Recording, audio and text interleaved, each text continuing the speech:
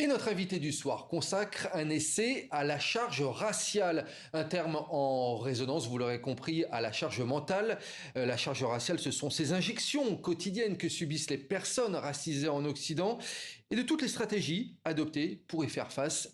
Également les anticiper. Bonsoir Douce Dibondo, vous êtes journaliste, écrivaine, essayiste et donc vous êtes l'auteur de La charge raciale aux éditions Payot. Vous allez développer avec nous ce que ça implique, cette notion de charge raciale. En fait, c'est l'ensemble de toutes les conséquences également de ce qu'il peut y avoir dans la sphère professionnelle, amicale et amoureuse par rapport à ce nom, c'est bien cela? Oui, bien sûr. Et en fait, il faut comprendre que cette charge raciale, c'est vraiment un poids intérieur que les personnes racisées vont porter, cette hypervigilance, ce stress dans un contexte majoritairement blanc, dans des contextes ou dans une société majoritairement blanche. Et donc, toutes ces stratégies d'adaptation-là sont à la fois des mécanismes de survie, mais aussi un poids, un fardeau qu'on est obligé de porter. On va voir des exemples concrets dans un instant, mais je voulais revenir sur le sous-titre de ce livre, La charge raciale, vertige d'un silence écrasant. Pourquoi est-ce que vous avez voulu apporter cette notification-là à votre titre? Vertige d'un silence écrasant. Les mots sont forts. Oui, bien sûr, parce que la question donc de l'écrasement évidemment fait écho au poids et à la charge, mais le vertige et le silence. Le vertige déjà parce que il y a une prise de conscience que toutes les personnes racisées en Occident vivent. En général, c'est dès l'enfance où on comprend qu'on est l'autre, qu'on est la personne qui est différente, et donc il y a un vertige de se rendre compte que à cause de cette couleur de peau, à cause d'un phénotype, on va devoir en faire 3-4 fois plus à travers le discours de nos parents qui nous informent déjà de cette différence. Dès le plus jeune âge. Oui, dès le plus jeune âge, notamment en confrontation avec les autres enfants à l'école en général, autour de 4-5 ans, il y a des remarques sur la couleur de peau, comme quoi on serait sale, etc. Donc on intègre déjà cette différence-là. Donc il y a cette prise de conscience et ce vertige. Et évidemment, le silence, comme dans tout système d'oppression, le silence a une grande part, le silence qu'on intériorise, la silenciation qu'on subit et le silence aussi qu'on essaie de dépasser, évidemment. Ce terme de charge raciale, il a apparu aux États-Unis il y a à peu près 20 ans, c'est bien cela. J'en ai donné un début de définition en introduction, mais quelle serait votre définition de la charge raciale exactement? La définition, pour moi, de la charge raciale, c'est la conscience de devoir déjouer une mort prématurée. On en est là.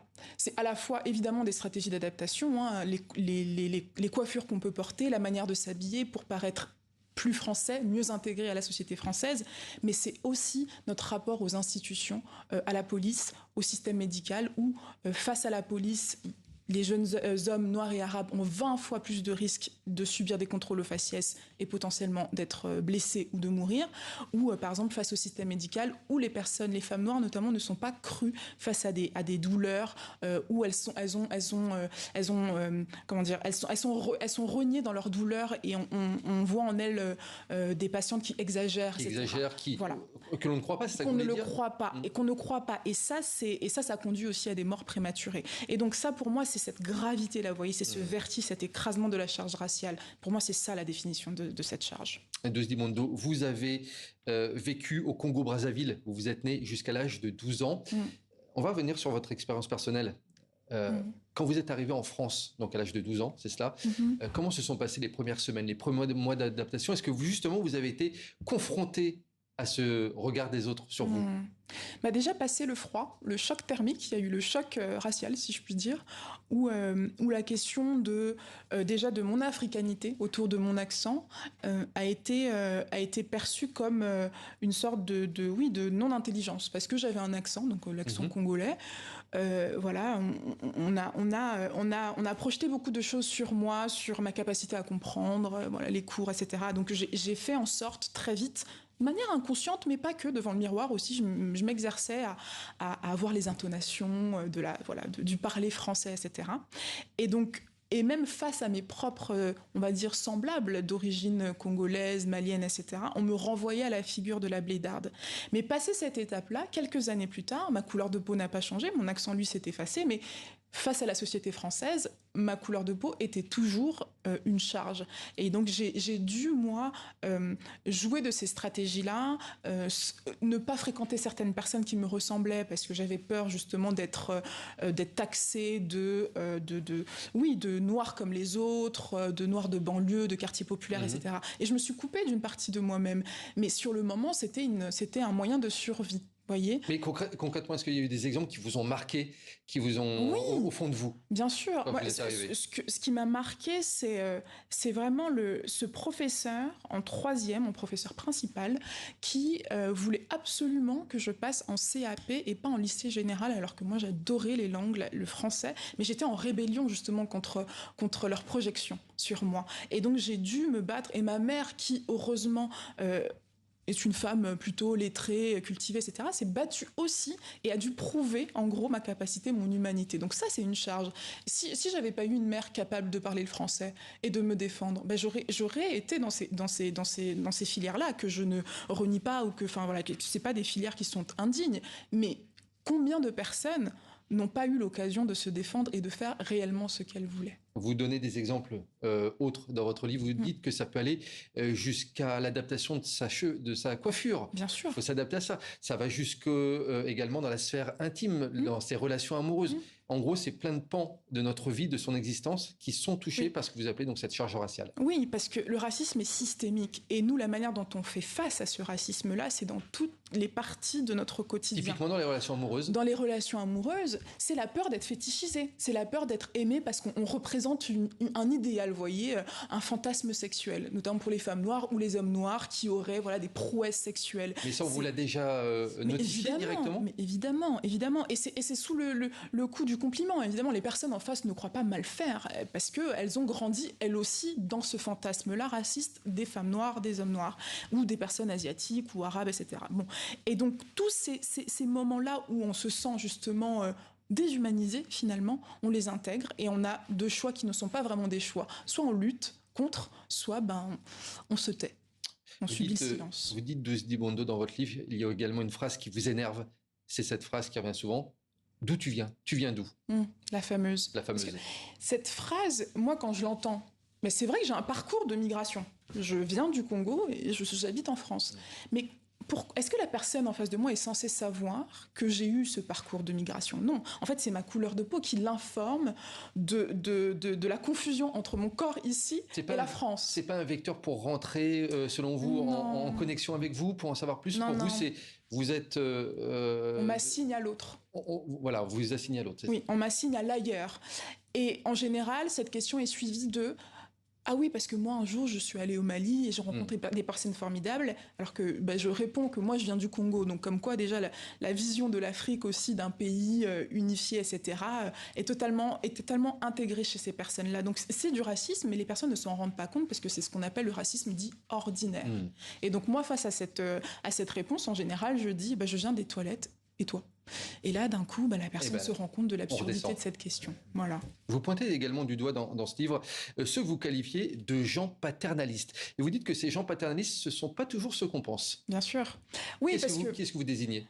Vous savez, les racistes frontaux qui disent rentre chez toi si t'es pas content, on sait comment s'adresser, comment les gérer.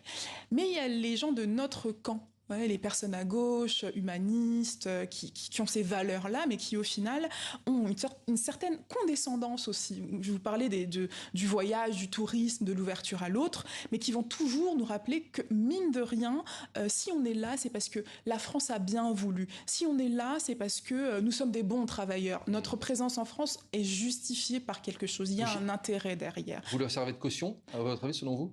Ah bah oui, c'est la fameuse ne touche pas à mon pote noir, arabe, etc. Comme si le fameux pote ne pouvait pas se défendre lui-même et avoir une certaine autonomie politique. Justement, quelle vision vous avez de ces associations qui disent vous représenter? Vous souriez, vous vous sentez représenté par ces associations? J'ai juste envie de dire, ne me sauvez pas, je m'en charge. On s'en charge, nous, avec notre propre agenda politique.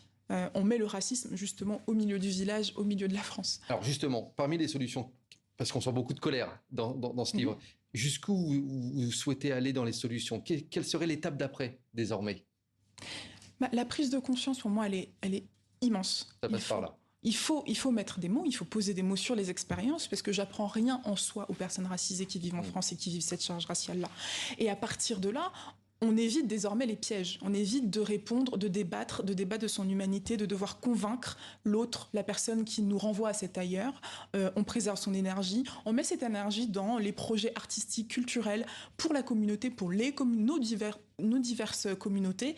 Et comme ça, on produit quelque chose pour nous, par nous. Et pour moi, cette autonomie-là, elle est très importante. Cette autonomie politique, pas au sens de politique politicienne, hein, mais au sens d'agir, l'agentivité qu'on peut mettre en place pour évoluer en tant qu'individu et en tant que personne digne. Pour moi, ça, c'est très important. Oui, parce que vous dites également dans votre livre que tout cela a des conséquences sur la santé physique et mentale de certaines personnes. Est-ce que ça, vous pouvez nous en dire un petit peu plus justement sur cet aspect ? Oui, bien sûr, parce que la question de la charge mentale, de la charge raciale, justement, c'est aussi une question mentale, c'est aussi une question cognitive, parce qu'on intègre, on intériorise toutes ces questions-là, toutes ces discriminations, et en fait, il y a un moment sur notre parcours de vie, et ben, le corps demande de l'aide. Le corps somatise, c'est-à-dire qu'on va avoir des personnes qui vont subir des crises cardiaques précoces, qui vont avoir des maladies chroniques, même ou des problèmes dermatologiques. Enfin, vous voyez, en fait, des maladies c'est un stress continu,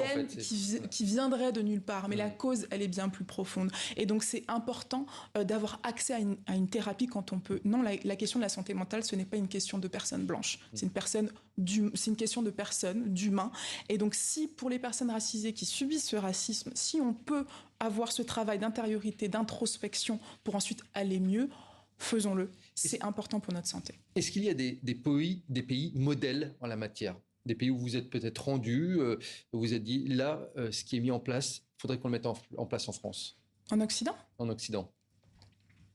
Là, comme ça, disons que... Alors, j'y suis pas allée, mais de ce que j'entends de l'Angleterre, ou en tout cas des pays qui sont dits multiculturalistes, où la question de la différence n'est pas effacée, évidemment qu'il y a des discriminations, évidemment qu'il y a des problématiques, mais le fait d'en parler, le fait de sortir de ce silence-là ne vous coûte pas au niveau de votre travail, ne vous coûte pas au niveau de l'école de votre enfant, si jamais il y a des problématiques que vous soulevez.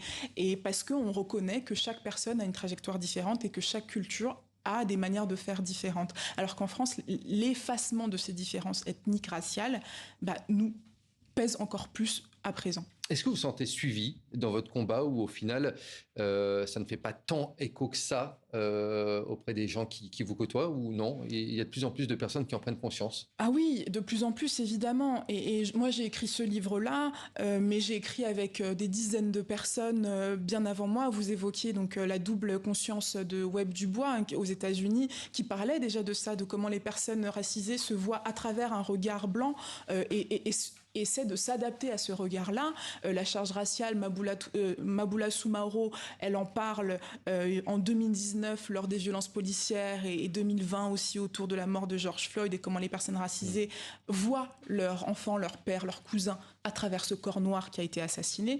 Et donc, moi, je prends juste à bras le corps cette question et je me dis, il faut faire trace. Personne ne dira dans 10 ans ça n'a pas existé parce qu'il y a un livre pour en témoigner. Voilà, c'est pour marquer une trace effectivement dans l'histoire.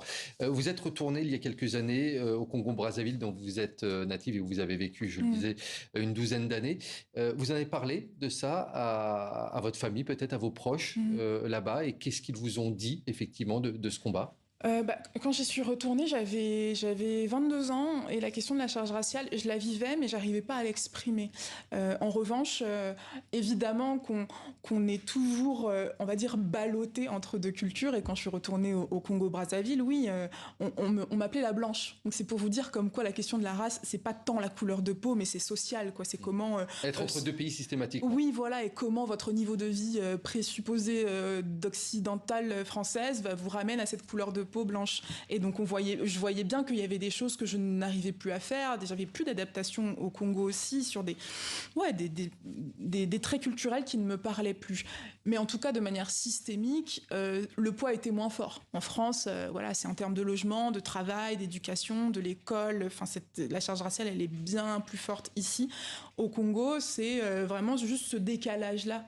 Mais ma couleur de peau n'est jamais remise en question. C'est plutôt, mes traits personnalité, ma manière de parler, etc. C'est un peu plus léger, on va dire. Merci beaucoup, Douce Dimondo, d'avoir été notre invitée. Je rappelle le titre de votre livre, La charge raciale, vertige d'un silence écrasant.